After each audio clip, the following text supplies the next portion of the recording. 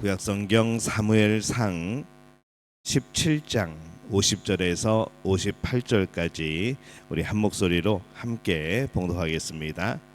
다윗이 이같이 물매와 돌로 블레셋 사람을 이기고 그를 쳐 죽였으나 자기 손에는 칼이 없었더라.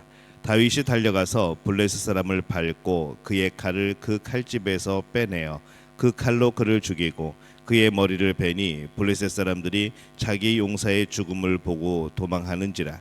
이스라엘과 유다 사람들이 일어나서 소리를 지르며 블레셋 사람들을 쫓아 가이와 에그론 성문까지 이르렀고 부레셋 사람들의 부상자들은 사라임 가는 길에서부터 가드와 에그론까지 엎드러졌더라.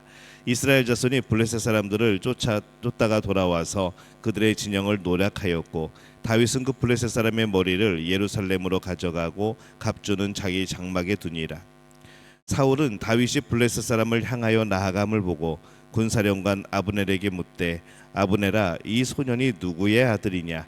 아브넬이 이르되 왕이여, 왕의 사심으로 맹세하옵나니 내가 알지 못하나이다 하매 왕이 이르되 너는 이 청년이 누구의 아들인가 물어보라 하였더니 다윗이 그 블레셋 사람을 죽이고 돌아올 때에 그 블레셋 사람의 머리가 그의 손에 있는 채 아브넬이 그를 사울 앞으로 인도하니 사울이 그에게 묻되 소년이여 누구의 아들이냐 하니 다윗이 대답하되 나는 주의 종 베들레헴 사람 이새의 아들이니이다 하니라. 아멘.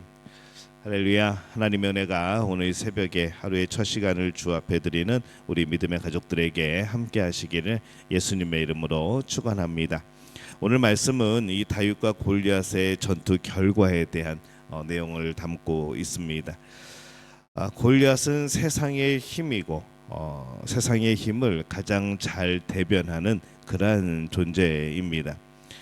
그 힘을 의지하는 것의 결과는 과연 어땠을까? 우리가 결론을 알다시피 결국 이 골리앗은 다윗의 물맷돌에 쓰러집니다.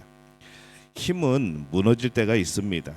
세상에 있던 어느 힘이든지 무너지지 않는 힘은 없습니다. 아무리 강하여도 결국에는 무너지는 것이 세상의 힘이라는 것이죠. 오늘 말씀은 이 골리앗을 계속 블레셋 사람이라고 표현을 합니다. 골리앗을 말할 때는 언제였던가 하면은 그가 처음 등장할 때, 그리고 다윗이 처음 그를 볼 때 그 이름을 사용하고 나머지는 모두 블레셋 사람이라고 표현을 하고 있습니다. 이 반면에 다윗은 계속 다윗이라고 이름의 표기가 되어지죠. 골리앗이 힘세고 세상에서 유명한 것 같지만 사실 그의 이름이 불릴 가치도 없는 것을 말씀을 합니다. 중요한 것은 골리앗이 아니었던 것이죠. 하나님의 사람이 중요한 겁니다. 그는 영웅이 아니라 그냥 역사의 한 무대 속에서 정말 호기롭게 나타났지만 결국 하나님의 뜻에, 하나님의 승리하심에 굴복할 수밖에 없는 한 존재로 남아있던 것이죠. 다윗은 칼이 없었습니다. 그래서 이 골리앗이 쓰러졌을 때 그 골리앗의 칼을 꺼내어서 그의 목을 뱁니다. 골리앗은 자신이 그토록 자랑하고 의지하였던 자신의 칼에 의해서 목베임을 당하게 되어지죠. 세상의 힘이 그렇습니다. 세상의 힘은 결코 한 주인을 섬기지 않습니다. 세상의 힘은 늘 움직이는 것이죠. 순식간에 배신합니다. 이 골리앗의 칼이 골리앗을 주인으로 섬기다가 배신하고 다윗의 손에 들려진 것과 같은 거죠. 자신이 가지고 있는 힘이 결국 자신에게 칼을 겨눌 때가 있는 겁니다. 세상의 힘은 그렇습니다. 골리앗의 칼을 이기게 하신 분은 하나님이십니다. 그 하나님이 지금 모든 것을 주관하고 계십니다. 세상의 힘은 영원하지 못합니다. 그런데도 많은 사람들이 오늘 그 세상의 힘을 쫓아서 정신이 없죠. 그것 때문에 믿음의 길을 가지 못하고 오직 세상의 힘만 쫓다가 많은 것을 놓치고 맙니다. 세상의 힘의 결말이 무엇인지를 오늘 기억을 해야 됩니다. 그리고 더 이상 이 세상의 힘에 얽매이지 않는 믿음에 기대어 살아가는, 믿음에 잇대어 살아가는 그런 삶이 되어야 됩니다. 그래서 세상의 힘에 매이지 않고 오로지 믿음에 잇대어 살아가는 우리 믿음의 가족들이 되어지시기를 예수님의 이름으로 축원합니다. 다윗이 결국 승리합니다. 다윗 누구도 다윗이 이길 것이라 생각하지 않았죠. 결국 다윗이 이깁니다. 그가 하나님의 능력, 하나님의 힘을 의지했기 때문에 그렇습니다. 하나님은 전능하신 분입니다. 하나님의 힘을 의지할 때 승리하는 것은 당연한 겁니다. 오늘 말씀의 55절에 보면은 사울은 다윗이 블레셋 사람을 향하여 나아감을 보고 군사령관 아브넬에게 묻되 아브넬아 이 소년이 누구의 아들이냐? 아브넬이 이르되 왕이여 왕의 사심으로 맹세하옵나니 내가 알지 못하나이다 하매 이렇게 기록을 합니다. 이 사울은 다윗의 용기를 보고 크게 감동을 받아 물어봅니다. 이 사울은 이미 다윗을 알고 있습니다. 그런데 왜 또 그가 누구냐, 고향이 어디냐 물어볼까요? 그가 이전에도 다윗이 이새의 아들이라는 말을 들었을 겁니다. 근데 기억하지 못하는 것이죠. 왜냐하면은 다윗은 사울에게 중요한 사람이 아니었습니다.